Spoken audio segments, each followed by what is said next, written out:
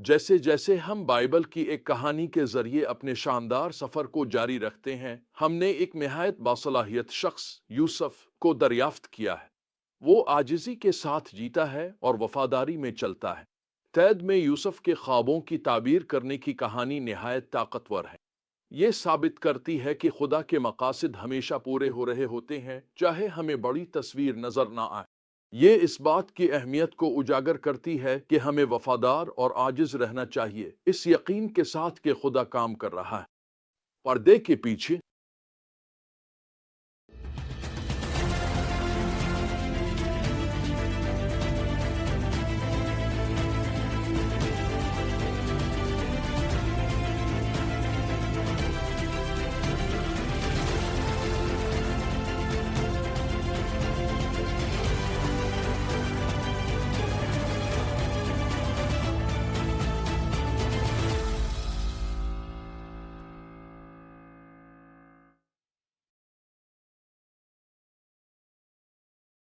جب ہم پیدائش 40 میں کہانی کو آگے بڑھاتے ہیں تو یوسف کو ناحق قید میں ڈال دیا گیا ہے کیونکہ وہ اپنے آقا کی بیوی کی چالوں سے بچ کر نکل آیا تھا۔ اس کے لیے یہ آسان ہوتا کہ وہ تلخ ہو جاتا یا امید کھو دیتا، یہ سوچتے ہوئے کہ خدا نے اس کی زندگی میں ایسی آزمائشیں کیوں آنے دیں۔ لیکن اس کے برعکس ہم ایک ایسے شخص کو دیکھتے ہیں جو دیانتداری اور خدا پر بھروسے کے ساتھ چلتا رہتا ہے، چاہے وہ قید خانے کی تاریکی میں ہی کیوں نہ ہو۔ اور یہیں اس غیر متوقع ماحول میں خدا ایک الہی ملاقات کا بندوبست کرتا ہے۔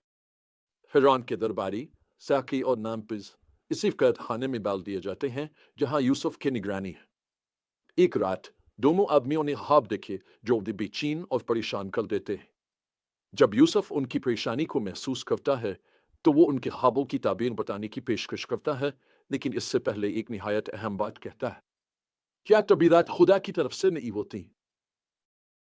یہ ایک گہرا اعلان ہے، یوسف کی عاجزی اور ایمان۔ اگرچہ خدا نے اسے خوابوں کی تعبیر کا علم دیا ہے، یوسف فوراً اس کا سہرا خدا کے سر باندھتا ہے۔ وہ تسلیم کرتا ہے کہ اس کی صلاحیتیں اس کی اپنی نہیں ہیں، بلکہ ان کا مقصد دوسروں کو خدا کی حاکمیت اور بھلائی کی طرف متوجہ کرنا ہے۔ اور جب یوسف خوابوں کو سنتا ہے اور ان کی تعبیر پیش کرتا ہے تو ہم خدا کی حاکمیت کو مکمل طور پر نمایاں دیکھتے ہیں۔ وہ پیش گوئی کرتا ہے کہ 3 دن کے اندر ساقی کو اس کے عہدے پر بحال کر دیا جائے گا، جبکہ نامپس کو سزائے موت دی جائے گی۔ اور بالکل ایسا ہی ہوتا ہے۔ تیسرے دن، جو فرعون کی سالگرہ کا دن تھا، سب کچھ ویسے ہی وقوع پذیر ہوتا ہے جیسے یوسف نے کہا تھا۔ یہ خدا کی قدرت اور کامل وقت بندی کا شاندار مظاہرہ ہے۔ یوسف کی تکلیف کے باوجود خدا ایک ایسی کہانی بون رہا تھا جو بلاخر بہت سی جانوں کی نجات کا سبب بنی۔ ساقی کی بحالی بعد میں یوسف کی قید سے رہائی اور مصر میں اس کے اقتدار تک پہنچنے میں اہم ثابت ہوئی۔ لیکن اس لمحے میں یوسف کے پاس صرف ایک ہی راستہ تھا، بھروسہ کرنا اور اس کام میں وفادار رہنا جو خدا نے اس کے سامنے رکھا تھا۔ اس باب سے ہم بے شمار قیمتی اسباق حاصل کر سکتے ہیں۔ سب سے پہلے ہم دیکھتے ہیں کہ خدا کی دی ہوئی نعمتوں اور مواقع کی نگہبانی میں عاجزی کی کتنی اہمیت ہے۔ یہ بہت آسان ہوتا ہے کہ ہم اپنی کامیابیوں کا سہرا خود لے لیں اور اپنے مقام کو ذاتی فائدے کے لیے استعمال کریں، لیکن یوسف ایک مختلف راستہ دکھاتا ہے، ایک ایسا راستہ جو مسلسل خدا کے سپردگی کا ہے اور دوسروں کو اس کی طرف متوجہ کرنے کا۔ وہ سمجھتا تھا کہ خوابوں کی تعبیر کرنے کی اس کی صلاحیت اس کی اپنی حکمت کو ظاہر کرنے کے لیے نہیں، بلکہ خدا کی حکمت کو آشکار کرنے کے لیے ہے۔ دوسرا، ہمیں یاد دلایا جاتا ہے کہ خدا کا وقت ہمیشہ کامل ہوتا ہے۔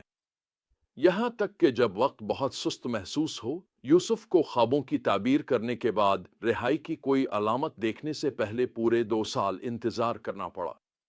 زبور 1:5-19 ہمیں بتاتا ہے کہ جب تک وہ بات پوری نہ ہوئی جو کہی گئی تھی، خداوند کے کلام نے اسے آزمایا۔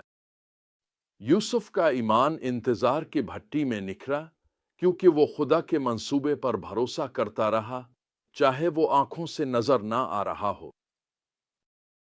اور آخر میں ہم دیکھتے ہیں کہ چھوٹی چیزوں میں وفادار رہنے کی طاقت کتنی اہم ہے، چاہے ہمیں بڑی تصویر نظر نہ آ رہی ہو۔ یوسف کو بالکل اندازہ نہیں تھا کہ اس کا ساقی کے ساتھ حسن سلوک ایک دن اس کی رہائی اور ترقی کا سبب بنے گا، لیکن وہ ثابت قدم رہا۔ اس نے قید خانے کی معمولی ذمہ داریوں میں بھی بہترین خدمت اور ہمدردی کے ساتھ کام جاری رکھا۔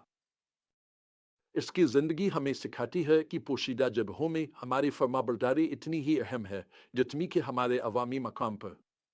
مجھے ایک طاقتور حقیقت یاد آتی ہے جو میری بیوی اکثر میرے ساتھ شیئر کرتی ہے۔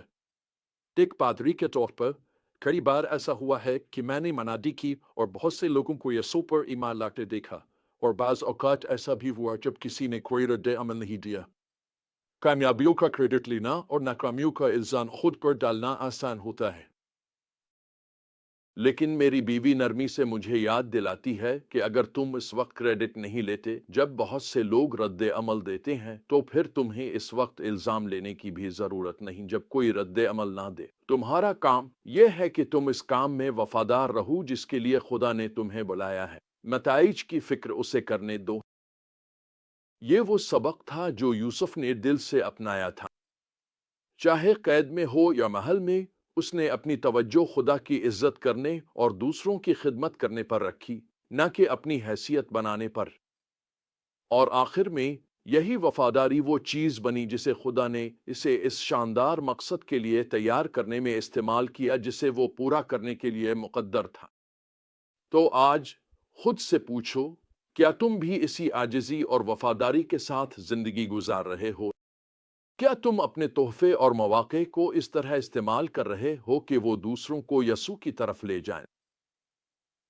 کیا تم خدا کے وقت اور مقصد پر بھروسہ کر رہے ہو، چاہے تم پوری تصویر نہ دیکھ سکو؟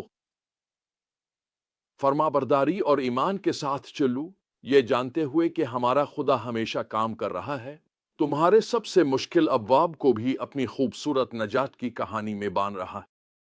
جب تم اپنی نظریں اس پر جماؤ گے تو وہ تمہیں ایسے طریقوں سے استعمال کرے گا جن کا تم نے کبھی تصور بھی نہیں کیا تھا، اپنی عزت اور جلال کے لیے۔